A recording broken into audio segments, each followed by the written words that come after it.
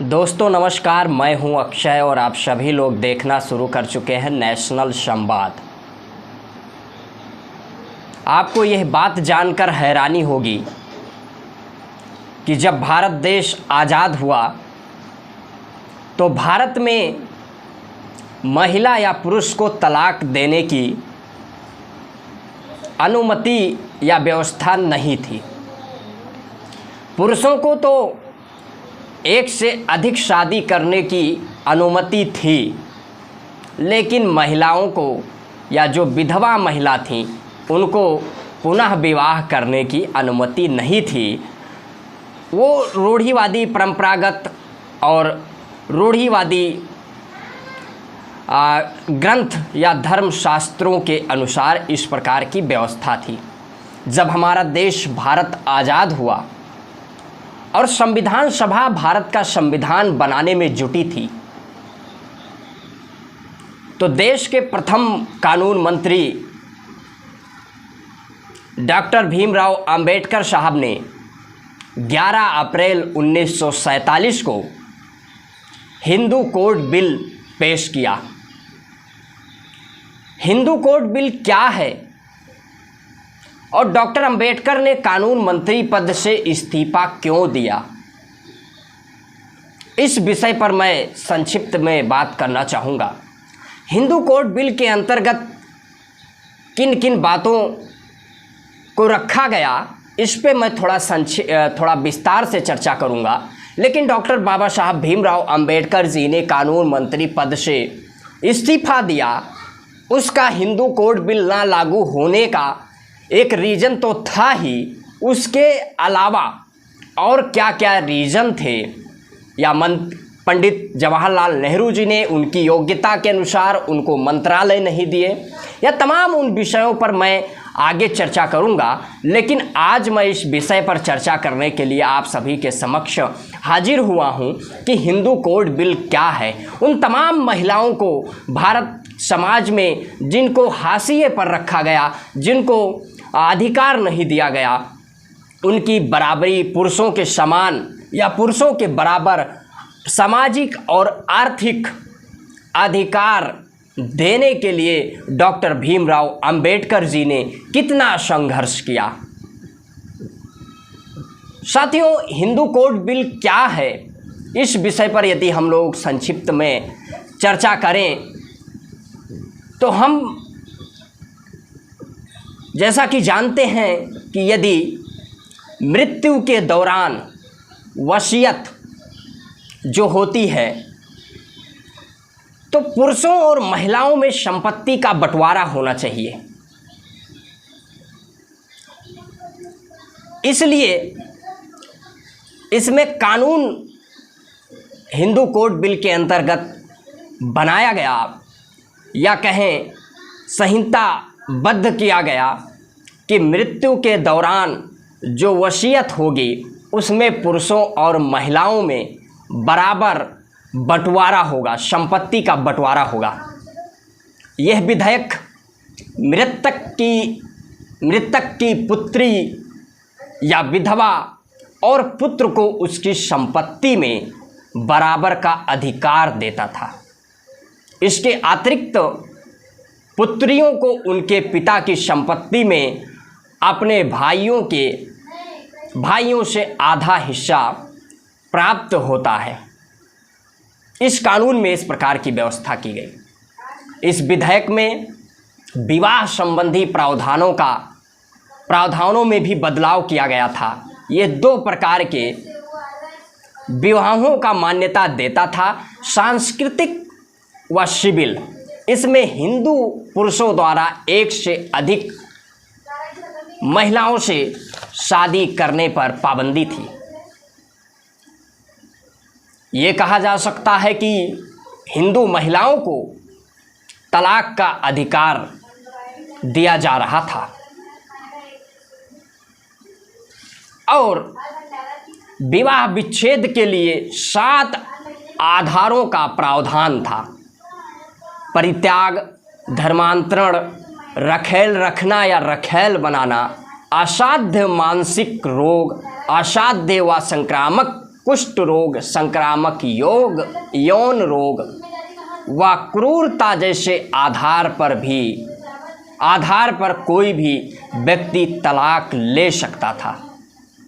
ये बिल ऐसी तमाम कुरीतियों को हिंदू धर्म से दूर कर रहा था जिन्हें परंपरा के नाम पर कुछ कट्टरपंथी या मनुवादी रूढ़िवादी मानसिकता के लोग जिंदा रखना चाहते थे।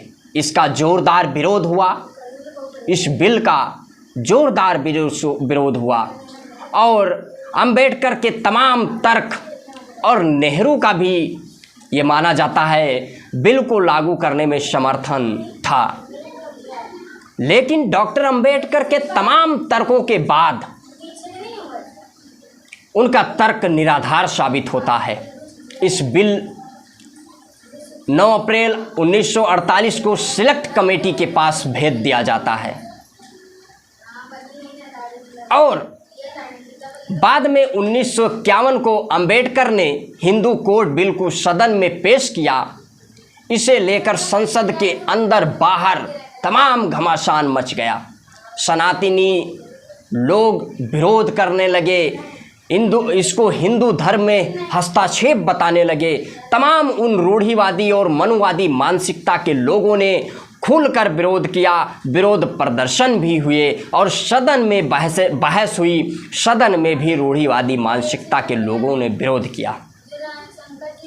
उस समय भारत का संविधान भी बनके तैयार था, लेकिन संसद के सदस्यों को जनता ने नहीं चुना था।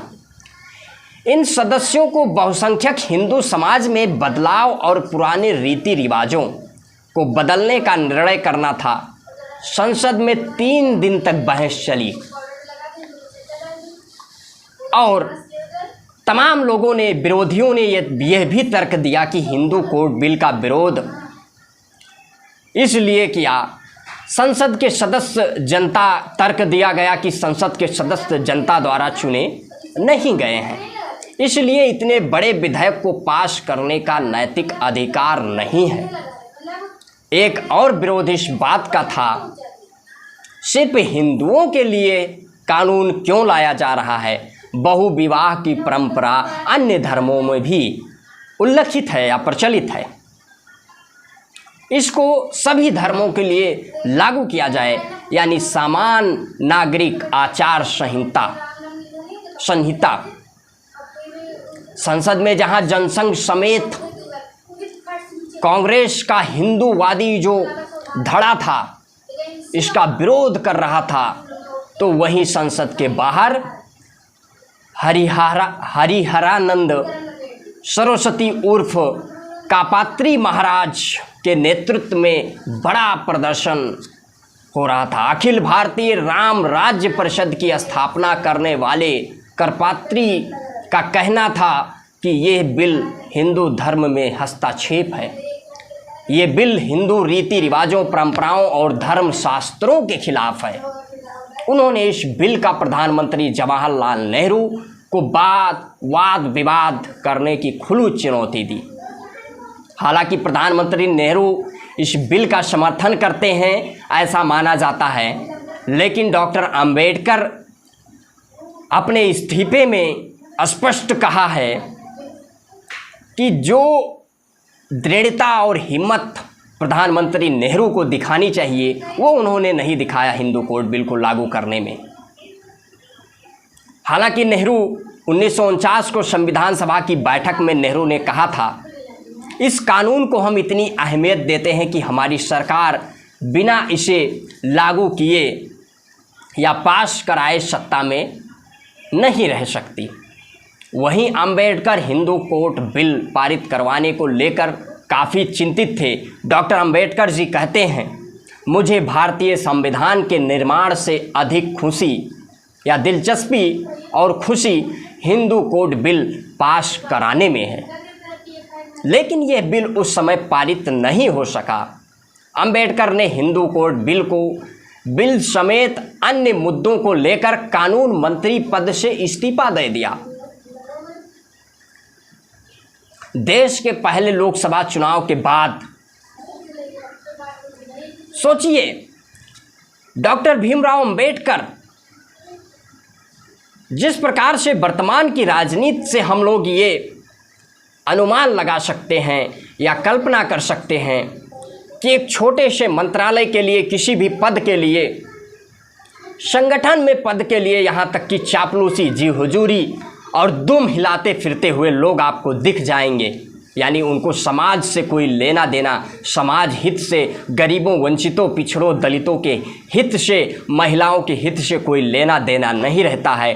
केवल उनको अपनी कुर्सी और व्यक्तिगत और पारिवारिक विकास दिखता है। वहीं हमारे बाबा साहब डॉक्टर भीमराव अंबेडकर एक ऐसे महान व्यक्तित्व थे, ऐसे महान महानायक थे कि जिन्होंने महिलाओं को पुरुषों के बराबर अधिकार देने के लिए सामाजिक, आर्थिक, राजनीतिक, सामाजिक और आर्थिक बराबरी के लिए इतना संघर्ष किया। तमाम रूढ़िवादियों से डॉक्टर अंबेडकर लड़ते रहे और हिंदू कोर्ट बिल लागू करवाने के लिए उन्होंने दृढ़ संकल्पित होकर जिस तरीके से संघर्ष किया और हिंदू समाज में तमाम उन कुरीतियों और विषमताओं को दूर करने के लिए, हिंदू कोर्ट बिल को लागू कराने के लिए डॉक्टर अंबेडकर ने यहाँ तक कि कानून मंत्री पद से भी इस्तीफा दे दिया। बाद में देश का पहला लोकसभा चुनाव होता है और लोकसभा चुनाव के बाद जो सरकार गठित होती है उसमें डॉक्टर अंबेडकर के इस्तीफे के बाद हिंदू विवाह कानून 1955, हिंदू उत्तराधिकार कानून 1956, हिंदू नाबालिग व संरक्षक कानून 1956, हिंदू दस्तक ग्रहण व निर्वाह कानून 1956, हिंदू नारी संपत्ति अधिकार कानून 1957, इन तमाम खंडों में, तमाम अलग अलग खंडों में विभाजित करके एक कानून बनाए गए, लागू किया गया। हिंदू कोर्ट बिल लागू हुआ और महिलाओं को भी संपत्ति का सामाजिक अधिकार पुरुषों के बराबर मिला। डॉक्टर अंबेडकर ने अपने इस्तीफे के दौरान यह भी कहा था कि मैं मंत्री पद से त्यागपत्र इसलिए नहीं दिया कि मैं एक बीमार व्यक्ति हूँ, बीमारी के कारण अपने कर्तव्य पालन से हार जाने वाला व्यक्ति नहीं हूँ। मैं त्यागपत्र दुखी व निराश होकर दिया है। सोचिए, उन्होंने कहा कि पंडित जवाहरलाल नेहरू उतनी दृढ़ता और हिम्मत नहीं दिखाए और उन्होंने उस रूढ़िवादी मानसिकता के लोगों के सामने घुटने टेक दिए। लेकिन हमारे बाबा साहब डॉक्टर भीमराव अंबेडकर उन तमाम कुरीतियों, विषमताओं को दूर करने के लिए, हिंदू कोर्ट बिल लागू करवाने के लिए डटे रहे। डॉक्टर अंबेडकर ने कानून मंत्री पद से इस्तीफा दिया। इसका हिंदू कोर्ट बिल ना लागू होने का एक कारण के साथ जो अनेक कारण हैं, उन कारणों पर मैं आगे आप सभी के समक्ष चर्चा करूंगा। लेकिन इस समय जब बीजेपी, भारतीय जनता पार्टी जो अभी विधेयक लाई, महिला आरक्षण विधेयक, जिसमें नारी वंदन नाम दिया गया, नारी शक्ति वंदन नाम दिया गया, और वो मनुवादी या रूढ़िवादी मानसिकता के लोग आज भी हैं, कुंठित मानसिकता के लोग आज भी हैं। और यही कारण है कि सदन में, जिसमें ओबीसी को कोई कोटा नहीं दिया गया, ओबीसी की महिलाओं को, SC/SC महिलाओं को, SC/ST की महिलाओं को कोई कोटा नहीं दिया गया और महिला आरक्षण लागू कर दिया गया। और सवर्ण महिलाओं के लिए जो ये विधेयक लाया गया उसको हालांकि लागू नहीं हुआ है, परसीमन और जनगणना के बाद लागू होगा, लेकिन संसद से, लोकसभा से पास हो गया। और वो तमाम सवर्ण महिलाओं के हित में विधेयक पास करके अपने आप को महिला हितैषी बताते हैं, लेकिन उनका चेहरा बेनकाब हो गया। इसलिए डॉक्टर भीमराव अंबेडकर एक महान अर्थशास्त्री होते हुए और उनको इकोनॉमिक्स इतने महान अर्थशास्त्री होते हुए भी उनको मंत्रालयों में अन्य जिम्मेदारी या जिससे अपने देश, समाज और वंचित उपेक्षित वर्गों का हित कर सकें, इस प्रकार का मंत्रालय भी पंडित जवाहरलाल नेहरू जी द्वारा नहीं दिया गया।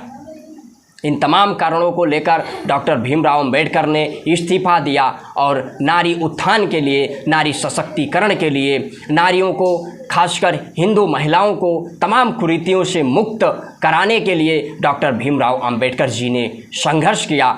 इस विषय को तमाम उन महिलाओं को समझना चाहिए जो डॉक्टर अंबेडकर जी से परिचित नहीं है। आप सभी की क्या प्रतिक्रिया है? आप अपनी प्रतिक्रिया कमेंट बॉक्स के माध्यम से अवश्य दें। यदि वीडियो को फेसबुक पेज पर देख रहे हैं तो पेज को फॉलो करें। यदि यूट्यूब चैनल पर देख रहे हैं तो चैनल को सब्सक्राइब करें, वीडियो को लाइक एंड शेयर करें। तब तक के लिए जय हिंद, जय भारत।